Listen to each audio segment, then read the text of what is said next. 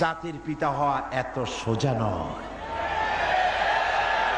গোটা মুসলিম মিল্লাতের পিতা, তাকে পরীক্ষা দিতে হয়, ইমানের পরীক্ষা, হাবিজাবি ফালতুর পরীক্ষা না। কিসের পরীক্ষা? ইমানের পরীক্ষা, আগুনের পরীক্ষা। নিজের কলিজার টুকরা সন্তান আল্লাহকে খুশি করার জন্য জবাব করার পরীক্ষা। এরপরে জাতির পিতা হওয়া যায়। মানুষের উপরে জাতির পিতা চাপাই দিলে জাতির পিতা হয় না। জাতির পিতা আল্লাহ বানান, কে বানায়? চিল্লায় কও, কে বানায়? ওই আল্লাহ পাক বলছেন, আমি ইব্রাহিম আলাইহিস সালামকে বললাম, আসলিম, সারেন্ডার করো, মাথা নত করো, আত্মসমর্পণ করো। আমার জাতির পিতা ইব্রাহিম আলাইহিস সালাম একটা প্রশ্ন তুললেন না যে আল্লাহ কোন কোন ব্যাপারে আমি আত্মসমর্পণ করব, কোন কোন ব্যাপারে আমি সারেন্ডার করব, কোনো প্রশ্ন নাই। আমার রব তিনি বলেছেন আসলিম।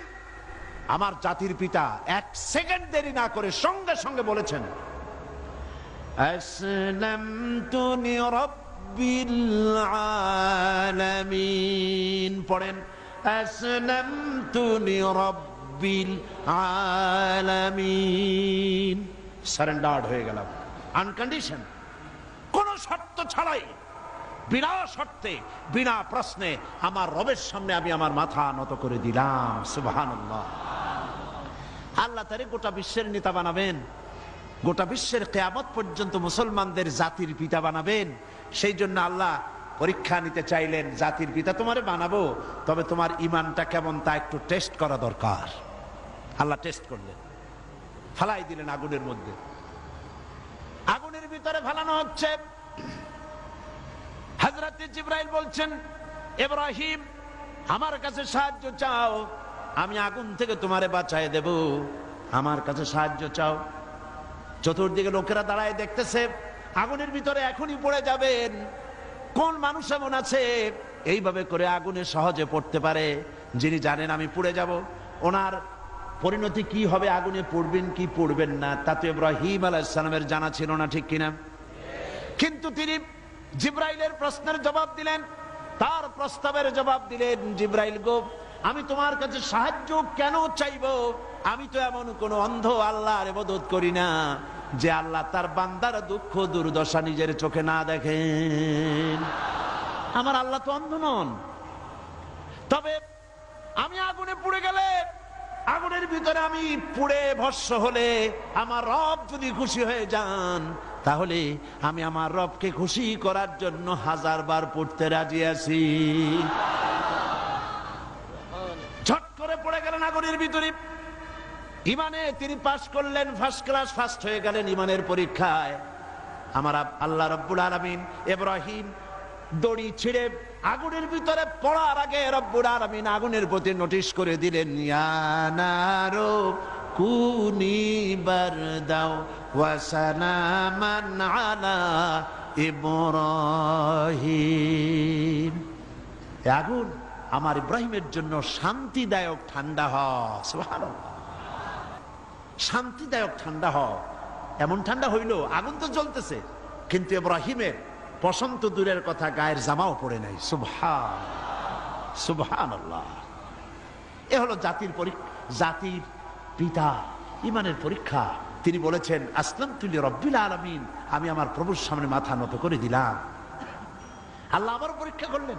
এক পরীক্ষা হলো না, পৃথিবীবাসীর সামনে তোমাকে দেখাতে হবে যে তুমি সত্যি জাতির পিতা হওয়ার যোগ্য। সুবহানাল্লাহ। সবেমাত্র 80 বছর বয়সের সময় ছেলে হয়েছে হযরত ইসমাইল। আল্লাহ রাব্বুল আলামিন অর্ডার করলেন, চলে যাও, এই নবজাতক সন্তান আর তার মাকে নিয়ে মরুভূমির ভিতরে রেখে আসো। কি কত বড় মারাত্মক অর্ডার! সারা জীবনের শেষ প্রান্তে এসে একটিমাত্র কলিজার টুকরা সন্তান পেয়েছেন, বউ আর বাচ্চা সুদ্ধা ফেলে আসতে হবে মরুভূমির মধ্যে। আশ্চর্য কথা। কোন প্রশ্ন করেন নাই যে আল্লাহ নিষ্ঠুর ওয়াদাটা, এই অর্ডারটা আমার কেন তুমি করলা? আমার উপরে এত বড় কঠিন পরীক্ষা, এ তো আগুনের পরীক্ষার চাইতে আরো মারাত্মক।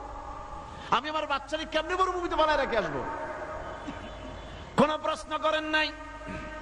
এখন আল্লাহর ঘর যেখানে, মক্কা শরীফে আল্লাহর ঘরটা যেখানে দাঁড়িয়ে আছে, এইখানে হযরত ইব্রাহিম আলাইহিস সালাম তার ছেলেকে আর স্ত্রীকে রেখে এলেন। হযরতে হাজরা বলেন, ইব্রাহিম আমাকে যেখানে রেখে যেতেছ এর কারণটা কি? আমি কি অপরাধ করেছি কোন কারণে আমার নবজাতক সন্তান শুদ্ধ এখানে তুমি রেখে যেতেছ? কোনো জবাব নাই। আবার জিজ্ঞেস করলেন, কেন রেখে যেতেছ? কোনো জবাব নাই। তৃতীয়বারে হযরত হাজরা বুঝতে পারলেন তার স্বামী আল্লাহর পয়গম্বর, আল্লাহর নির্দেশ ছাড়া কোনো কাজ তিনি করবেন না। তিনি প্রশ্ন করলেন, ইব্রাহিম এটা কি আল্লাহর হুকুম নাকি? হযরত ইব্রাহিম বললেন, হাজরা গো, আল্লাহ পাকের হুকুমেই আমি তোমাকে রেখে গেলাম। আকাশের দিকে আঙ্গুলটা উঁচু করলেন, আবেগে ভারাক্রান্ত হয়ে গেলেন হযরত ইব্রাহিম আলাইহিস সালাম। হযরতে হাজরা বললেন, ইব্রাহিম কোনো চিন্তা নাই, আল্লাহ পাক যখন হুকুম করেছেন নিশ্চিন্ত মনে তুমি বাড়ি ফিরে যাও।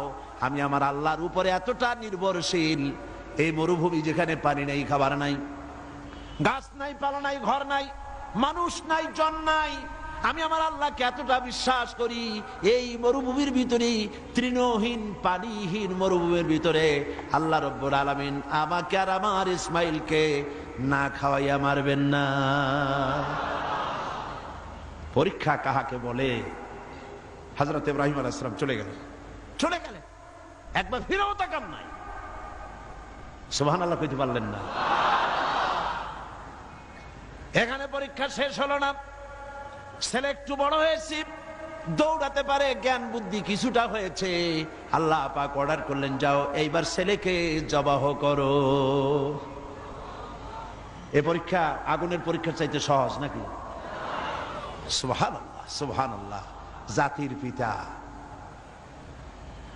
হযরত ইব্রাহিম আলাইহিস সালাম একবারের জন্য বলেন নাই, রব্বুল আলামিন এত বড় কঠিন হুকুম আমি কিভাবে পালন করব, তুমি আমার প্রতি দয়া করো, আমাকে শক্তি দাও, সাহস দাও। কিচ্ছু বলেন নাই। হুকুম হয়েছে, চলে গিয়েছেন। ছেলেকে কাছে ডেকে বললেন, ইন্নী আরা ফিল মানাম আন্নী আযবাহুক ফানজুর মাযা তারা। ইয়া বুনাইয়া, হে আমার কলিজার টুকরা সন্তান, আমি স্বপ্নে দেখেছি আমি যেন তোমাকে জবাহ করছি।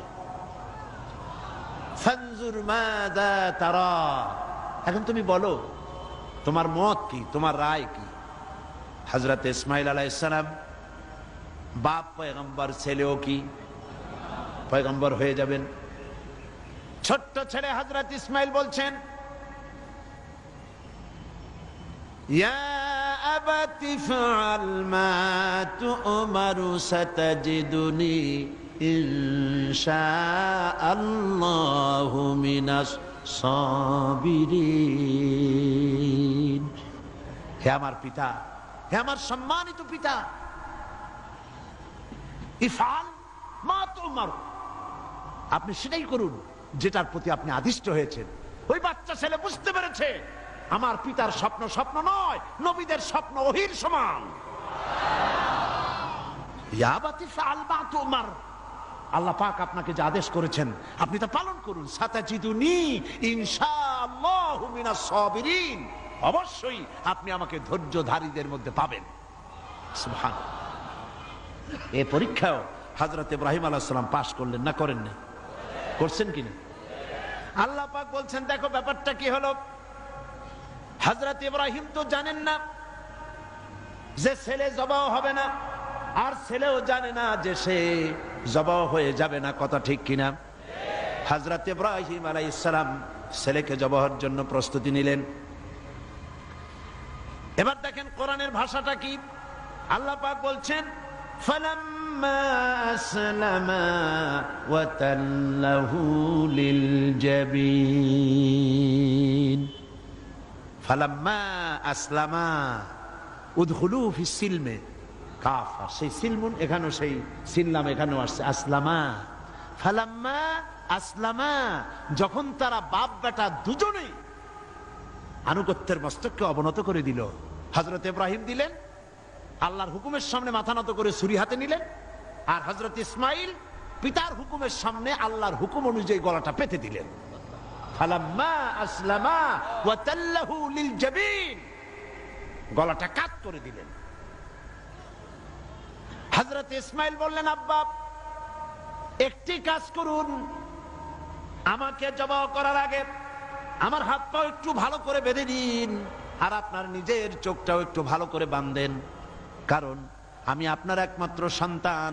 আমাকে জবাহ করতে গেলে আমার গলার উপরে যখন ছুরি ধরবেন, আপনার কলিজায় মায়ার উদ্রেক হয়ে যেতে পারে। চোখটা বেঁধে নেন আর আমার হাত পা বাঁধেন, যাতে করে আমার হাত পা আপনার গায়ে না লাগে।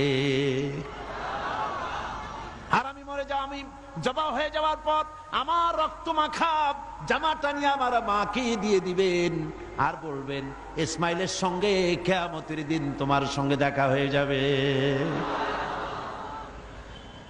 হযরত ইব্রাহিম আলাইহিস সালাম ইসমাইলকে বাঁধলেন, নিজের চোখ বাঁধলেন, হযরত ইসমাইলকে জবাহ করতে যাবেন।